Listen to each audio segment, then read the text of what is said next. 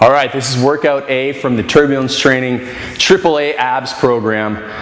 And you start off with a tri-set or a mini circuit or whatever you want to call it. It's tough and it's really going to push you to the limit right from the get-go. So you've warmed up, now you're going to go right in and do the maximum number of chin-ups that you can do with perfect form. So the chin-ups are underhand grip, which means your palms are facing back towards you and your hands are about shoulder width or slightly wider. Pull your chin up over the bar, lower back down.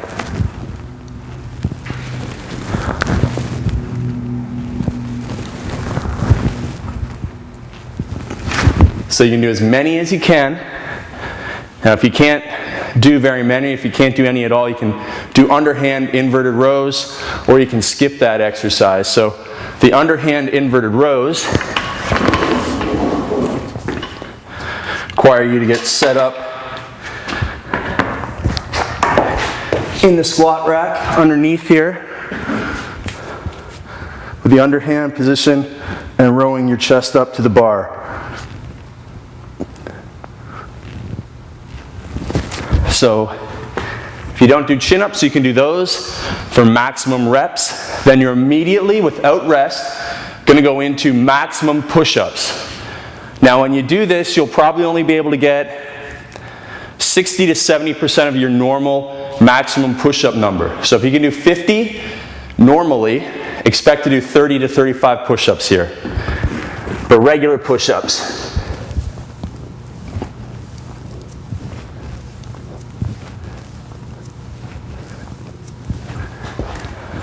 So as many as you can, and then you're going to go into dumbbell forward lunges. So no rest, into the lunges.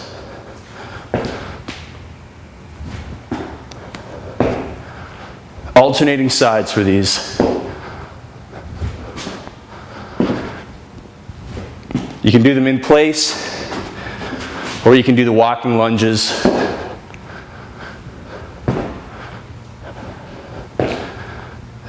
Down the length of your gym or wherever you're training. Then you're going to take a rest and you're going to go through that one more time. Now it's a little bit of competition for your grip, so you won't have great results in the second superset. But when you build up over time, after 4 weeks of this program, you'll really have brought up your performance in that second round and in the push-ups after you come down from the chin-ups. So very, very powerful superset or tri-set to get going. Very, very powerful. Let's move on to the next one. And I hope you're liking this workout so far. Okay, so in the second superset, you're going to pair dumbbell step-ups with a dumbbell pullover on the stability ball. So first the step-ups. You're going to have one foot up on the bench, and you're going to drive through the heel of that foot that is up on the bench to pull yourself up to the start position. And then slowly lower back down as slow as possible.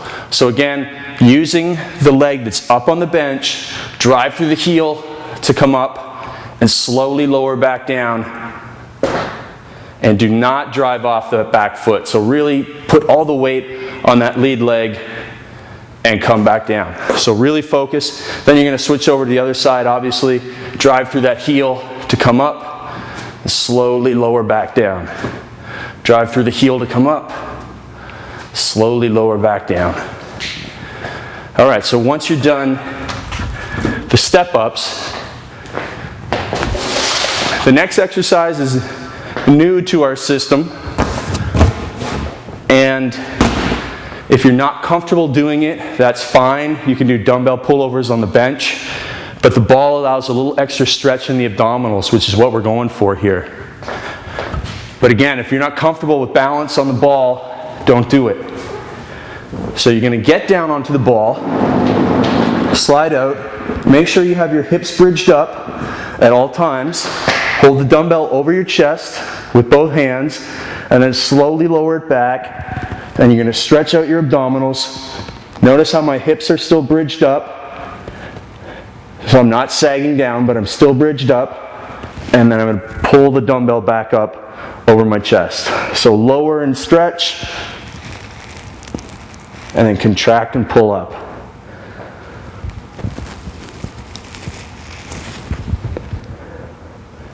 So the abdominals get a really strong stretch here. Body's in a straight line, and pull up. Just like that. So you're tensed through the entire body. So make sure you do that with perfect form. And that's the second superset. And then we're going to finish off with one more superset with Renegade Rows with the dumbbell and then Kettlebell Swings. Now here in the Renegade Row, let me get the right dumbbells here. Notice how I'm using the hexagon dumbbells on the flat surface so they're not going to roll. If you only have the rolling type dumbbells, you're going to want to use dumbbell rows instead and not try and do this Renegade row where the dumbbells are flat on the ground. You can also use kettlebells. But what you're going to do is place the dumbbells underneath you like a push-up position. Take your feet and spread them apart. Body's in a straight line.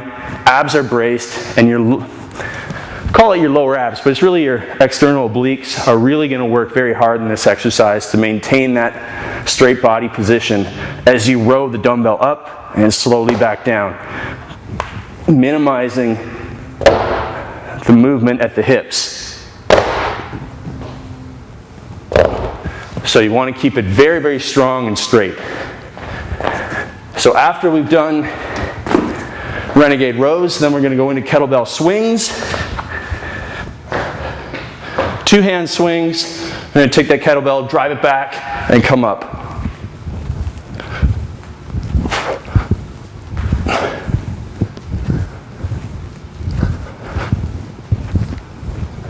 So just like that. That's a third superset. Then you're going to finish off with body weight interval training.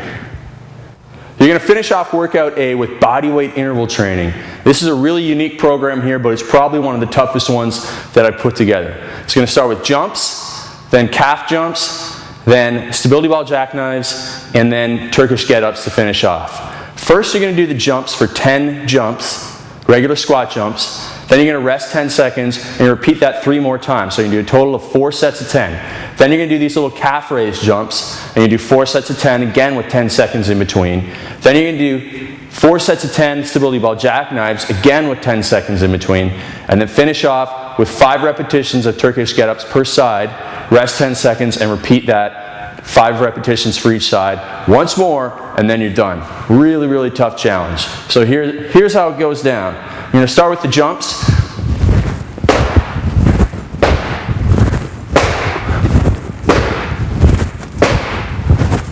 So you see it's a nice soft landing and then right into another jump. 10 of those. Then you'll walk around for 10 seconds and then you'll go again.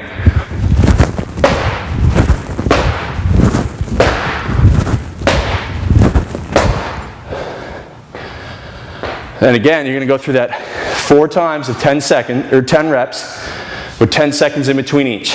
Then you're going to do these little pogo calf jumps for 10 reps. So as you land, you're just going to be bouncing on the balls of your feet, but you're going to bring your feet up every time. So try and raise your toes up. So it'll be 10 repetitions.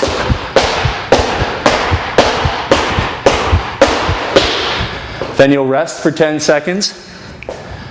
Then go again.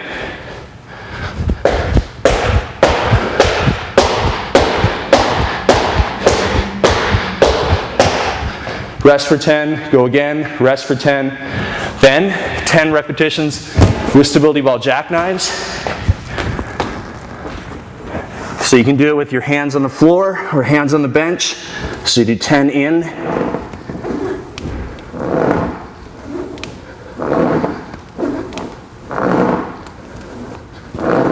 And then rest for 10.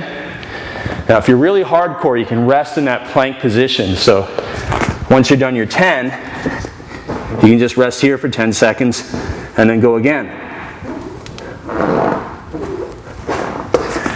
So it'll be 4 rounds of 10 repetitions. And then you'll finish off with the Turkish Getup with dumbbell or kettlebell. So arm extended up, Keep that arm extended up for the entire movement.